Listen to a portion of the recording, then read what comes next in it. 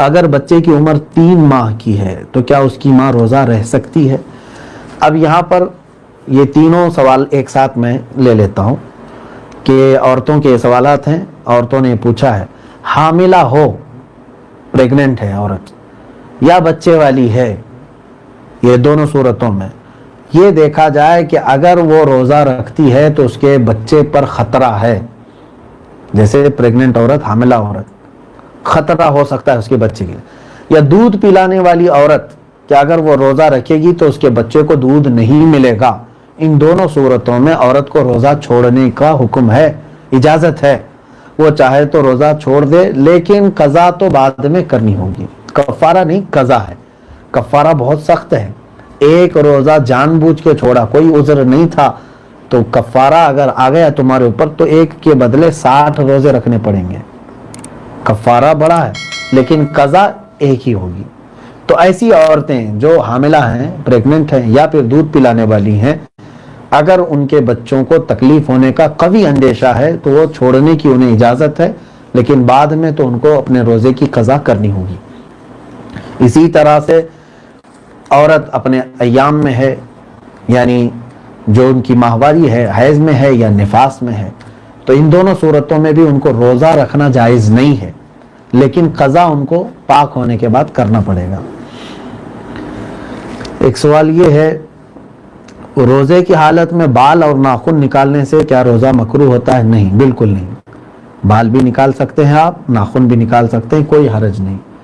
بال نکالنے سے، ناخن نکالنے سے روزے پر کوئی فرق نہیں پڑتا. سوال یہ ہے، اگر بیماری کی وجہ سے روزہ چھوٹ جائے تو ان روزوں کی قضا رکھنی ہے یا فدیہ دینے سے ادا ہو جائے گا؟ دو چیزیں ہیں. بیماری کس طرح کی ہے؟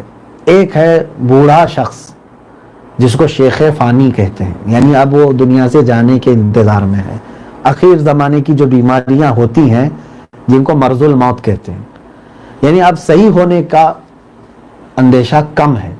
ان لوگوں کے لیے یہ ہے کہ وہ روزہ نہیں رکھے تو ان کو فدیہ دینا ہوگا، یعنی ایک روزے کے بدلے ایک مسکین کو 2 وقت کا کھانا یا 2 مسکینوں کو کھلانا، یہ فدیہ ہے. ایک مسکین کو 2 وقت کا کھانا کھلانا ایک روزے کے بدلے. اور اگر ایسی بیماری ہوئی تھی، رمضان میں کچھ بیمار ہوا تھا لیکن بعد میں صحیح ہوا، تو پھر اب وہ فدیہ نہیں دے گا بلکہ اپنے روزے کی قضا ہی کرے گا. اس کے لیے فدیہ نہیں ہے. صرف وہ بیمار جس کو اب موت کا اندیشہ ہو گیا، یا تو پھر ایسا کرے وہ کہ اب اس کو مسکین کو فدیہ دینے کی تک طاقت نہیں ہے تو اپنے بچوں کو وصیت کر کے جائے کہ اگر میں اس بیماری کے بعد مر گیا تو میرے اتنے روزے باقی ہیں، میرے مال میں سے اتنے روزوں کا تم فدیہ ادا کر دو، تو بھی انشاءاللہ العزیز اس کے اوپر سے یہ روزوں کا گناہ ہٹ جائے گا.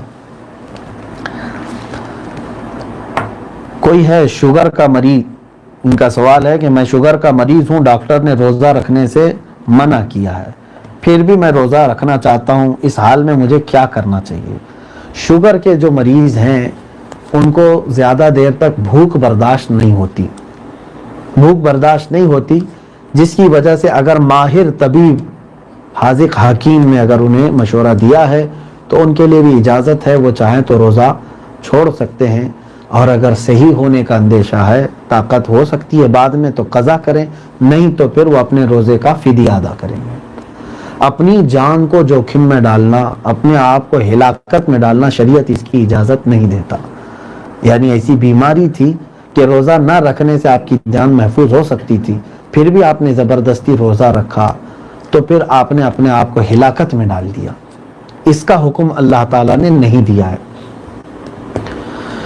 افطار کی دعا کے متعلق، یہ روزہ کھولنے کے پہلے پڑھنی چاہیے یا بعد میں پڑھنی چاہیے؟ ہر بار بتایا جاتا ہے. جو دعا کے بارے میں آپ کہہ رہے ہیں اللہم انی لک صمت وبک آمنت وعلیک توکلت وعلی رزقک افطرت فتقبل منی، یہ جو دعا ہے روزہ کھولنے کے بعد پڑھنی چاہیے، افطار کے بعد پڑھیں. اس کا معنی ہی یہ ہے اے اللہ میں نے تیرے لیے روزہ رکھا، تیرے رزق پر میں نے افطار کیا، کرنے کے بعد ہی تو کہنا چاہیے میں نے افطار کیا.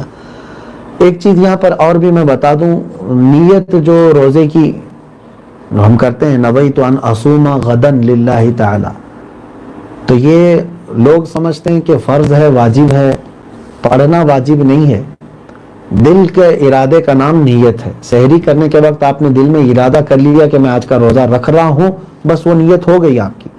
زبان سے کہہ لینے میں افضل ہے، ثواب ہے. لیکن وہاں پر ایک لفظ استعمال ہم کرتے ہیں غدن، نویت ان اصوم غدن للہ تعالی.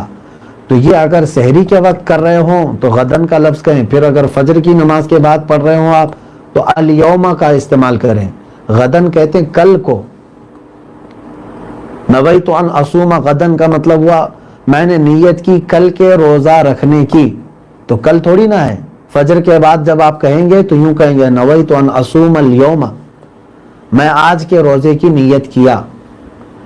تو الیوم غدن اس میں فرق کریں. اس سے بہتر ہے کہ آپ اردو میں نیت کر سکتے ہیں کہ اللہ میں نے آج کے روزے کی نیت کر لی، تو میرا روزہ قبول فرما لے. بس آسان ہے. ہاں، اب یہاں پر کسی محترمہ نے یہ سوال کیا ہے، کیا روزہ میں لپسٹک اور لائٹ میک اپ کرنا جائز ہے؟ اللہ کی پناہ خاتون محترم، لپسٹک ویسی بھی آپ کو بغیر روزے کے بھی نہیں لگانا چاہیے. آپ روزے میں کہاں کا لپسٹک لے رہی ہیں؟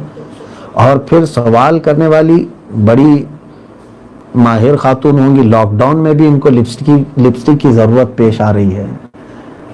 اللہ کی پناہ، لپسٹک جو ہے جس کو ہماری خواتین استعمال کر رہی ہیں، خاص طور پر کچھ ایسی چیزوں سے بنی ہوئی ہیں جن میں حرام چیزوں کی آمیزش ہے. میں خواتین سے کہوں گا اس سے بچیں.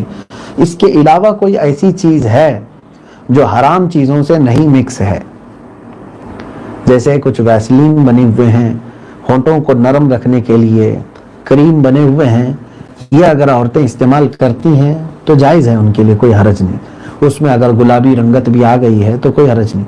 لیکن لپسٹک کا استعمال جو ہے، خاص طور پر میں نے جہاں تک اپنی معلومات حاصل کی ہیں، اس میں حرام چیزوں کی آمیزش ہے، ملاوٹ ہے، جس کی وجہ سے عورتوں کو یہ استعمال کرنا صرف روزے میں نہیں، پوری زندگی میں دوسرے وقتوں میں بھی حرام ہے.